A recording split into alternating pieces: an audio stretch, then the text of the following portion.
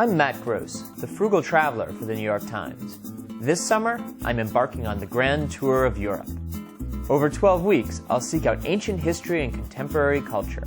I'll find cool hotels and eat memorable meals. And I'll stretch the US dollar to the breaking point. As soon as I saw a map of Cyprus, a guitar-shaped, Puerto Rico-sized island in the eastern Mediterranean, I knew exactly what I had to do. Like a mountaineer pining for the peak, I had to reach the very, very tip of the Karpaz Peninsula.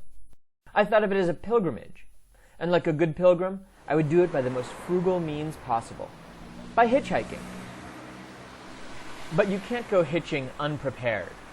So I brought a tiny LED flashlight, a pocket knife and multi-tool, partly for protection, partly to open bottles of whatever I might come across. And, of course, some music to keep me busy on the side of the road. Hi. One thing that wasn't optional was a passport. Once a British colony, Cyprus was divided politically in 1974 after years of turmoil between Greek Cypriots and Turkish Cypriots. Now the south is run by Greeks, the north by Turks. Thank you.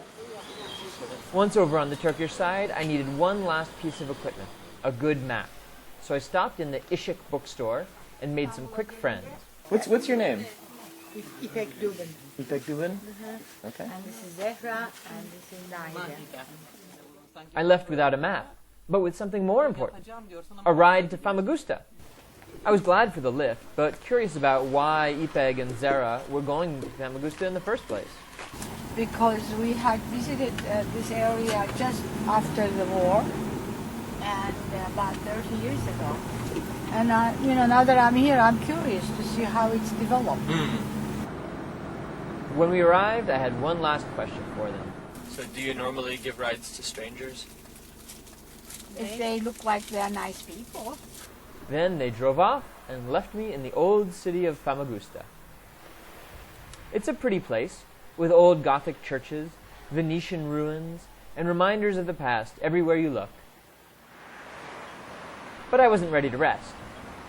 I wanted to check out the Salamis ruins, a 2,000-year-old Roman city. But hitching a ride inside Famagusta was impossible, so I had to take a taxi. I paid 13 lira, or about $10, for the 15-minute ride. But I got into the ruins free of charge. We are in a city that is established more or less like 2,000 years ago. So it's an amazing place for a concert, and we are very happy to make concerts here. What's the concert tonight? It's Ernesto Radano and a Napolitan tenor.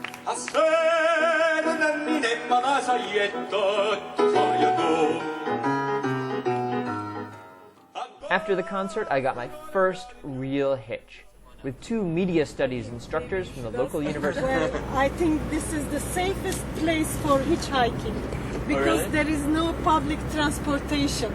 So we are used to take people on the street. And She wasn't kidding. The next day, I got a ton of rides.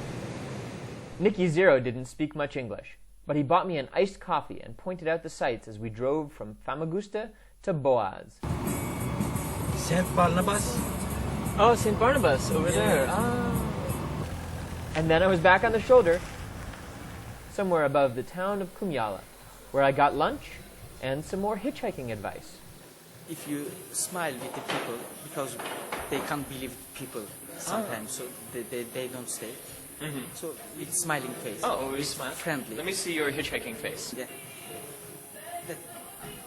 I do this. I don't know if I was following his advice or not, but over the next 2 days, I caught ride after ride after ride.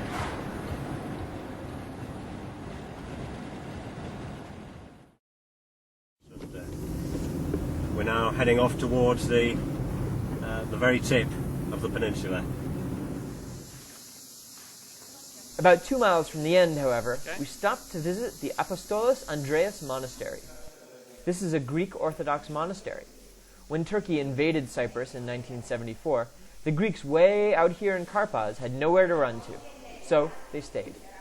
The monastery is famous throughout Cyprus for the healing power of its waters. From the monastery, I walked the remaining 2 miles to the very end of the island and lost the memory card that I recorded the video on. This cell phone pic is the only proof I made it. So, my luck may have failed me when it came to high technology, but it held out for the hitchhiking. These guys dropped me off at Golden Beach, where I played in the water for a little while, then ran into Rafat, a Cypriot engineer who invited me to a barbecue with his friends. Are you going to come with us? Or? I would like to, but I'm worried that it might be, as it gets later, it will be difficult to get back to Dipkarpalis. Yeah, we will go there, we will eat and then come back. As Rafat put it, Americans socialize around drinks. Turks socialize around meat. Beef or lamb?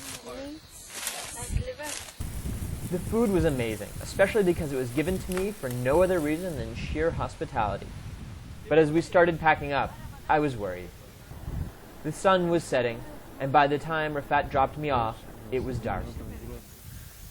Not many cars out now. Would I really make it home to the oasis?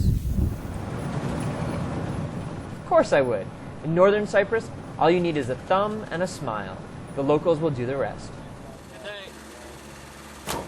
Tutumlu Gezgin, The New York Times'dan Matt Gross.